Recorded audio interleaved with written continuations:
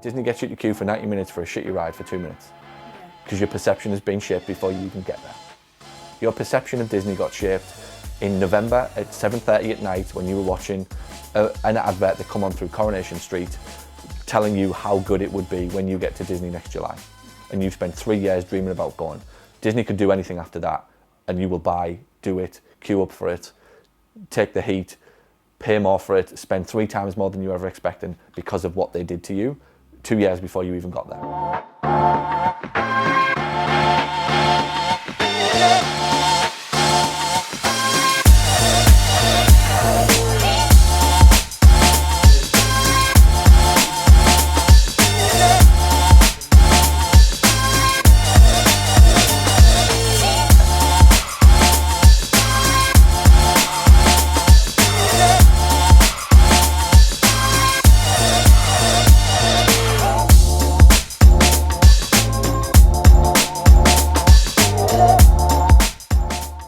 That's it. Like, that's literally all it is, and you can't really do much else. So that if you're 95% sure they're going to not show up, it is very difficult to go, well, I don't think you're going to show for this, because you're going to lose, right? You cannot win that situation.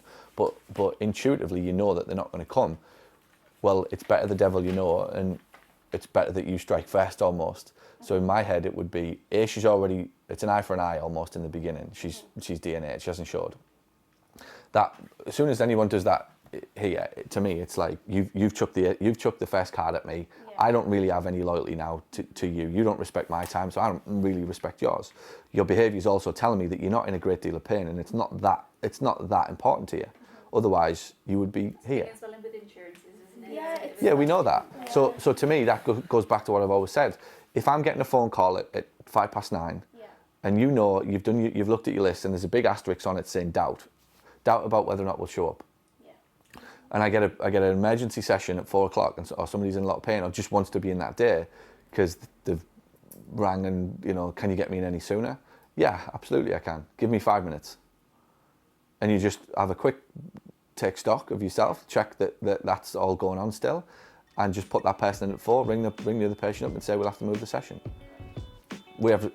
I've said this before, we have not an ounce of loyalty to anybody. Once they've DNA'd or not showed up with this clinic, their behaviour, no matter what they tell me, their behaviour is telling me that they're not in that much pain and this is not that important to them. So I'm not even going to contemplate having another half an hour go by where it's cost me money, not just in the crappy pittance that the bloody insurance company pays you, but in the real money that the private patient would have paid you. That's what hurts me more in the long run. So I think you handled that right. I would just say be on your guard for those, you should always know who those people are. And whenever you get a patient who desperately wants to be in, like St Gisborough and Hartlepool where it's slammed, and patients. So this would be a scenario, right? So that Annie rings up, right, who you've just described there. She rings up, she's, I'm in a lot of pain and blah, blah, blah, and I desperately want to get in. And we go, we can't get you until next Thursday, Annie. Oh, it's okay, I'll go back to K2. Right? Or, I tell you what, here's what I'm going to do. I'm pretty sure I can get you in at 4:00 today. Just give me 5 minutes. Just take a moment, compose yourself, just ask the question to everybody else, am I doing the right thing by asking this patient to exit the business or delay for 3 days? Who, by the way, if you rang them up and said, we need to switch your appointment, should give you the same, all right. Nothing would change. Like, that's how they are. So for me, again, that's kind of schedule management and people management, and just how do you add value to a business like that? When you know that it's going to happen, fine. If you knew it was going to happen and like there was nobody else to take the slot, then it's like we had to play that game. Yeah. But if we knew it was going to happen and then somebody could have got in who we've now lost because they went somewhere else because they wanted to be quicker, that's hurt the business. That's where it's really, really hurt the business. You should do that, start like putting in the notes, but like a little asterisk. Just put an asterisk. If you have a doubt, Sarah used to do it all the time. Not you, the other Sarah.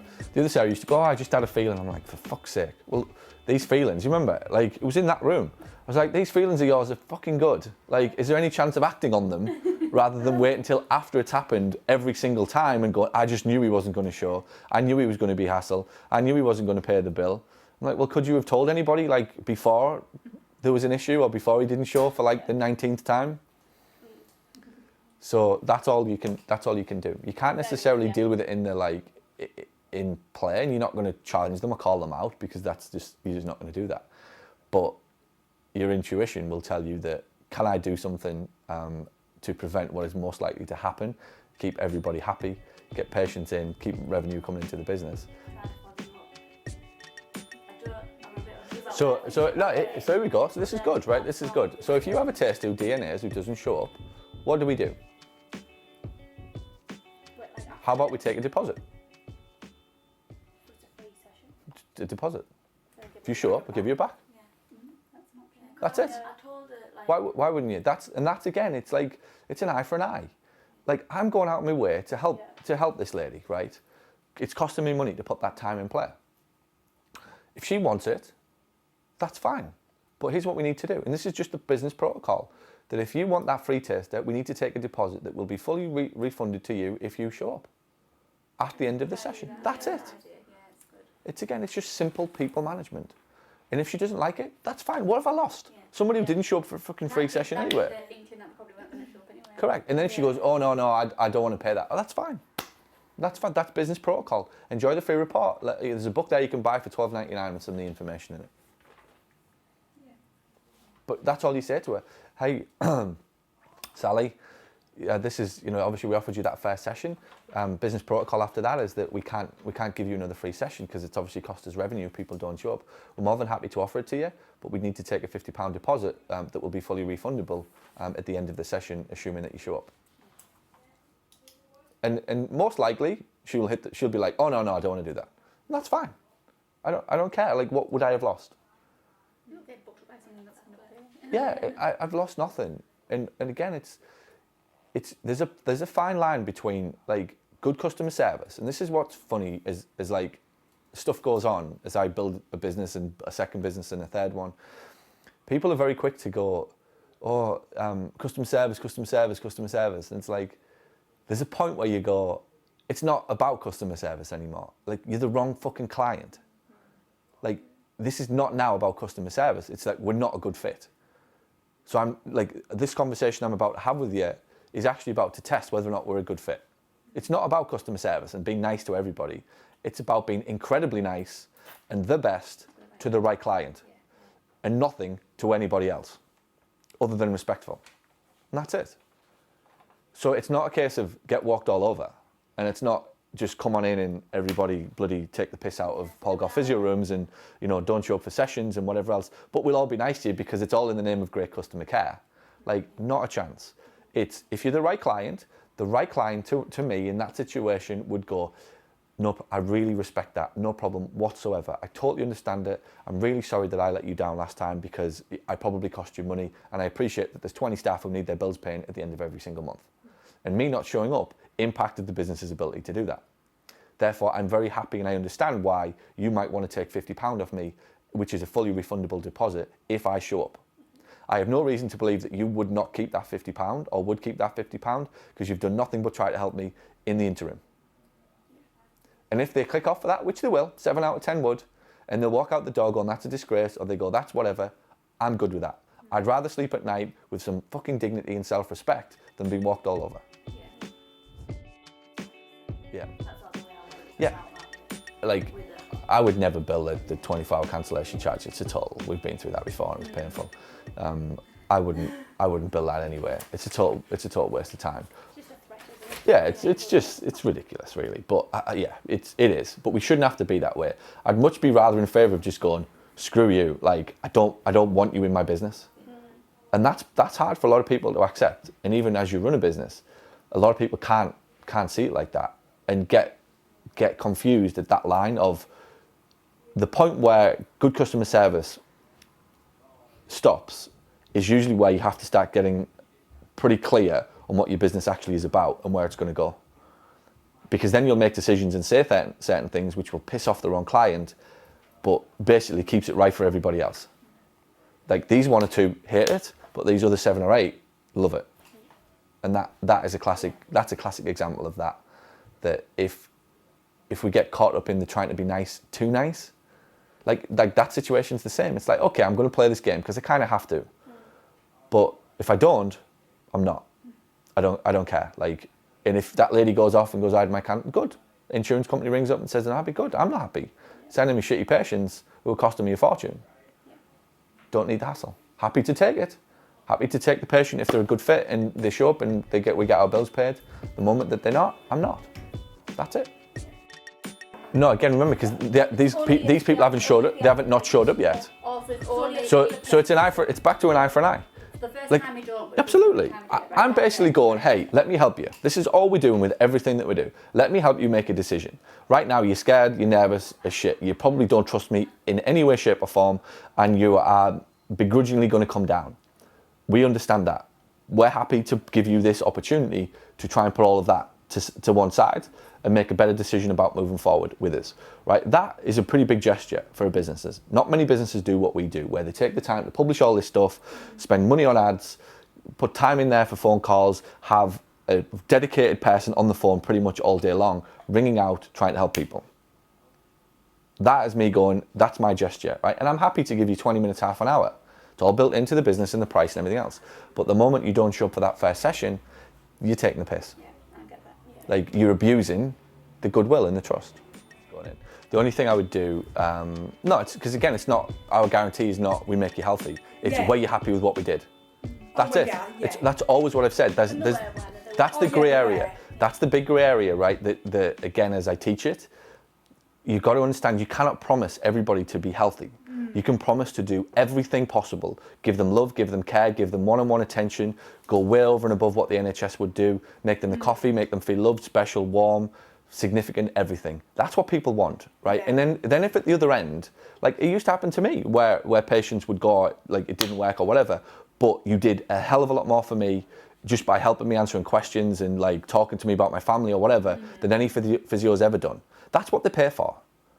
Like, and that's when they go, like, I'm happy. Like, there was no guarantees that it would work. The guarantee was that we would do everything we possibly could to make you feel special, one-on-one, answer any questions, give you our time. And if you really analyse when you go places, that's what you judge them on. It's like, even if it's a shit night's sleep in a hotel and the bed's crap or whatever, if the staff did everything that they could and they were like up till 2 trying to fucking move whatever, or they just were there on your beck and call, it's like, you tried. And like, you leave that place and you're like, you're not necessarily giving it a bad review or whatever. It's like, you're talking more about the fact that the people tried to help you than like not solving the problem. And again, if you analyse your problems when you go to companies, it's not, the problem's never the problem. It's not that the meal was shit, it's that the service like laid on top of a shit meal. If the service had been immaculate, you'd forgive the steak that wasn't quite cooked as well. Yeah. But it's the other way around. Like, when in businesses, you never really whinge or whine about the actual product not being very good. It's usually how it's delivered to you or served to you. And on the flip of that, if the product isn't very good, you can usually disguise a pretty shitty product with amazing customer service and attention and love, because nobody else is doing that. So in our world, that I don't think that if that guy turned around and said, I want my money back because I don't think you did whatever, I'm like, good, I'll give you your money back. But I'm not going to go out of my way to give that money back, because he's obviously very happy that we tried and Johnny gave him the attention and love and time and answered his questions and pointed him in the right direction of the place he needs to go. Again, I sleep very soundly at night with that is our promise, that we'll go over and above to spend the time, to take the time to look after you when you come through here, to make sure that all your questions are answered, to feel as though somebody actually gives a shit about you. That's all people want. Yeah, that's what I'm saying. That's what you have to get in your head, and never ever like lose that grey area of what we do. We can't promise to make everybody healthy. It's actually statistically not even close to being possible. It's probably 7 in 10 at best. On a good day, 7 in 10 out of 10 that you can get back to where they really, really want to be. So the other 3, it's like, how do you mitigate them? How do we not get crappy reviews, etc., that we don't? It's because we provide incredible service where they know, and again, it goes back to, if the right person sits on that seat, the right person, the Annies, the Marys, the Pats and Richies, the Les and Chrissies, and all those people, they can recognise when you did what you could over and above it, rather than just a massage or some treatment, or stuck me in the corner of a room, didn't even get acknowledged when I walked through the door. Keep saying it over and over and over and over again. That's what business is. That's what this business has been from day one. It's how we've been able to grow so quick and stay so strong through whatever is going on. Is because we're not. That's why I don't worry when physios quit. Do you ever see any panic or doubt on my face when not one? I worry more if there's issues in here than next door, because it's irrelevant. it's not even close to being where people think that people come here for. But again, I know the patient better than they know themselves. I know how the patient makes decisions. I know how the patient looks at everything that we do. I know how that can be, anything that's not quite right in there can be forgiven for how good it is out here. But I also know on the flip side, if it's not right out here, doesn't matter how good that is, their perception of this business has been shaped in here. Fact. How else do you explain Space Mountain and Thunder Mountain, people queuing for 90 minutes? Please tell me.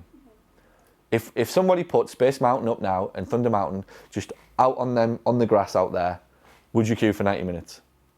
No. It would be a laughing stock. They'd have graffiti on it. The kids would be smoking joints around the back of it, and it would be a mess. Like, nobody in their wildest dreams would go do it. Something happens when you get to Disney. The real thing is, something happened before you got to Disney. That's business.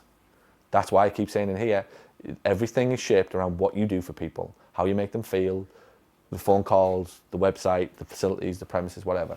That then becomes a complete doddle because they're looking for good things to happen. Most businesses you go in, you're looking for bad things to happen because it's pretty shitty up until that point. The girl on the phone was miserable and just fucking split with her boyfriend again. She's like, doesn't want to talk to you, she's chewing gum. If she's even fucking in the room, she's probably 6 minutes late. The coffee is not getting made, like, at all, at best. Like, there'll be a crappy fucking water cooler somewhere that you have to get up and go for a walk to get it for yourself. Biscuits will be out of date. Magazines will be there from like 2012. So keep going. So that's what is important for you to understand. The more that you know what we really do, the more that all of these types of things, they're just one and the same. Like, every single challenge or every single thing that's going on is one and the same. When you truly understand what you're doing, which is dealing with a potential about to step across to being a hassle customer. At that point, they want something I don't provide. You need to leave the building fast. You're in the Apple store looking for a Microsoft computer. Why am I going to give you love? Why am I going to bow down to you? I'm going to be respectful to you as a human being, but I'm not delivering my service to you because you are not my customer. Fact. I'm saving that for everybody else who does want and does respect and does see the value in what we do. Who's not rude or ignorant or whatever.